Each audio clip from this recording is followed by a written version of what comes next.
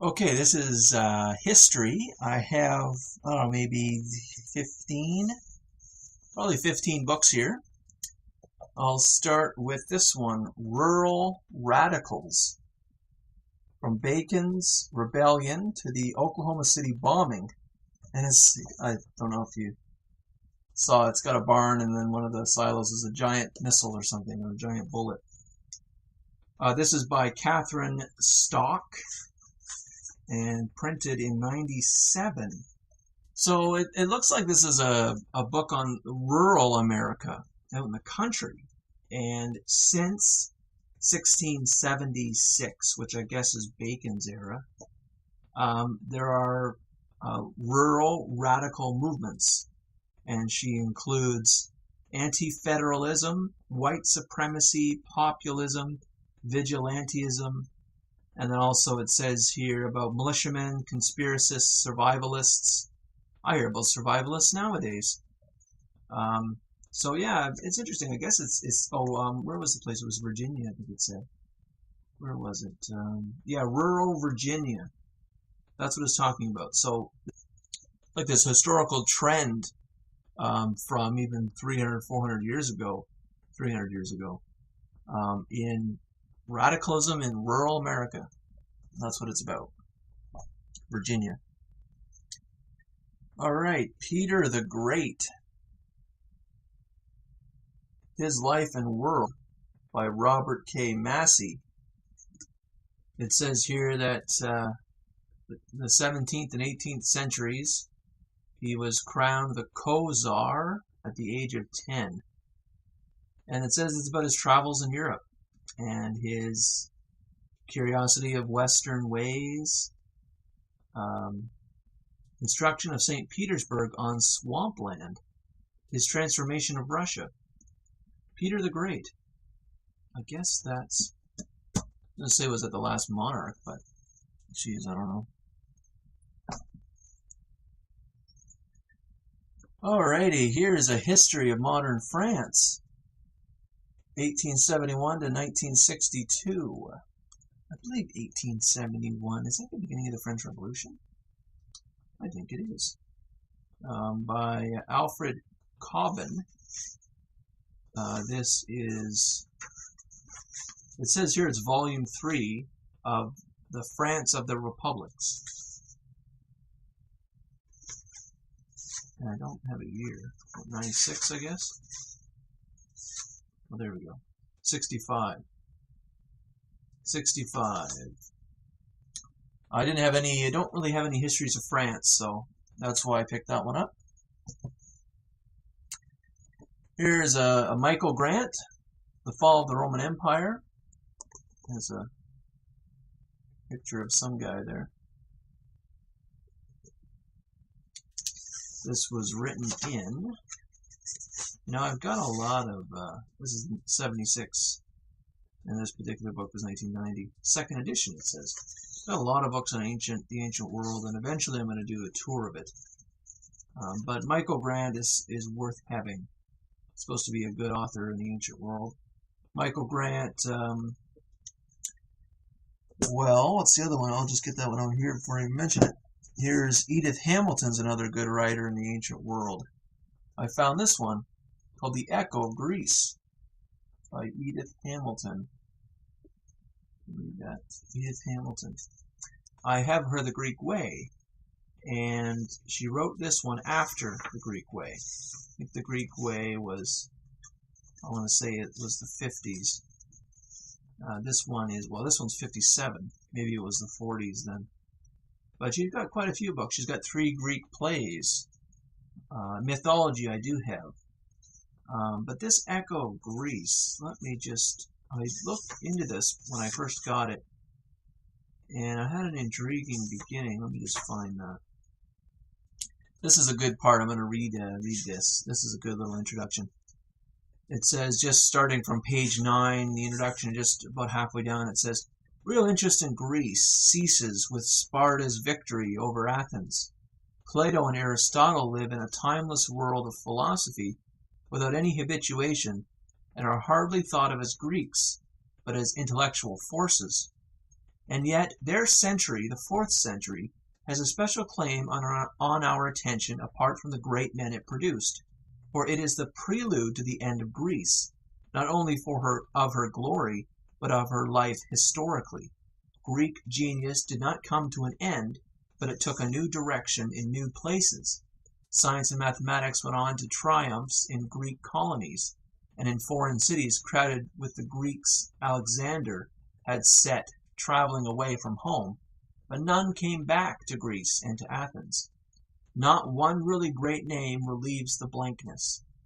The 4th century is the introduction to a world tragedy, the disappearance of creative power in Greece.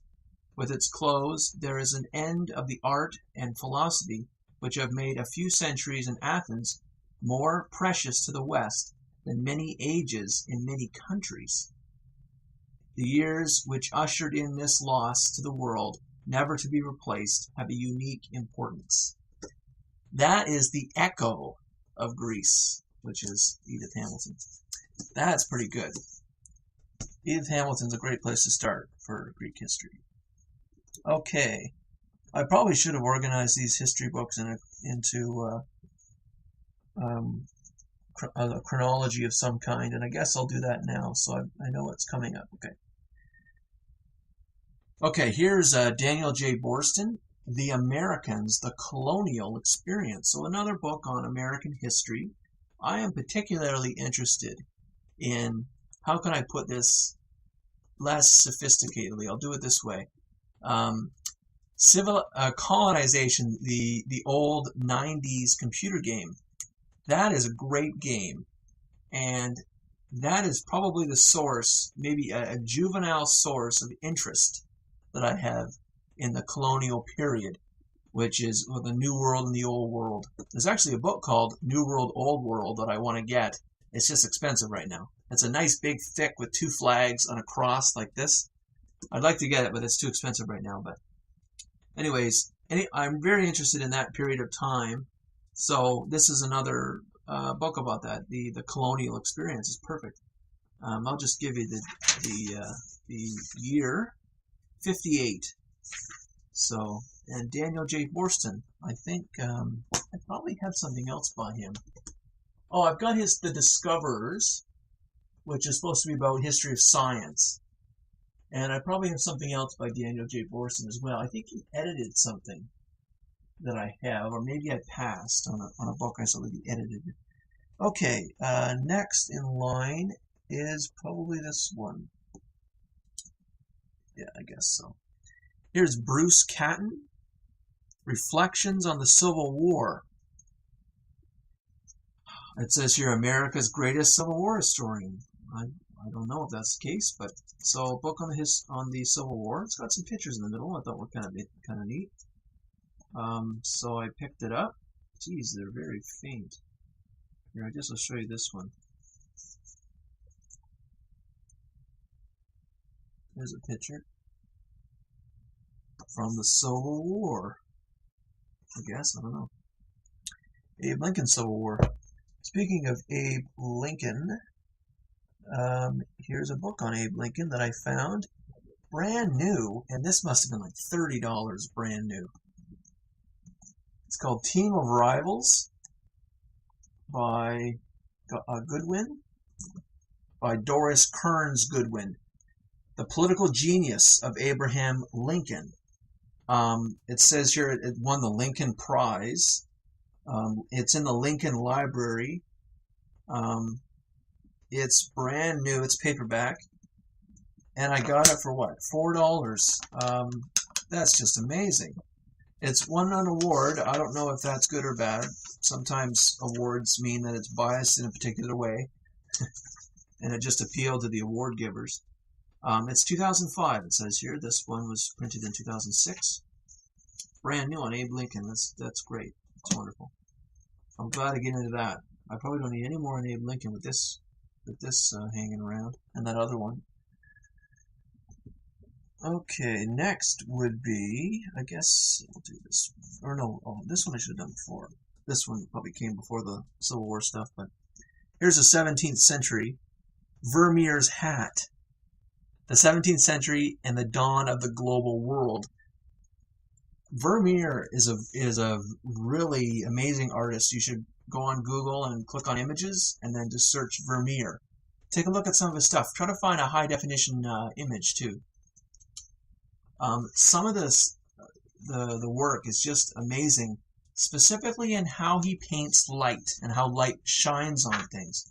There's some color pictures in here too, of course. But this particular book is about how Vermeer, it says here, how Vermeer's paintings really do become windows on the past, illuminating a fascinating period in which the world was being remade by global trade. So, global trade, Vermeer, that's perfect. There's two of my interests right there. So here, I'll show you some really awesome stuff. But you'll want to look on Google Image anyways. There's two different paintings. But especially the one on, well, it's this one. Look up this one on YouTube, and it's pretty awesome. The light coming from the window and shining on the woman. It's really neat. Very nice art. Not the kind of crap that's drawn today. Okay, next will be... I'll take this one. This one's a famous one. You've probably heard of this one, Jared Diamond's Guns, Germs, and Steel. I guess the fates of human society. So this is his opinion on history. It's not a history.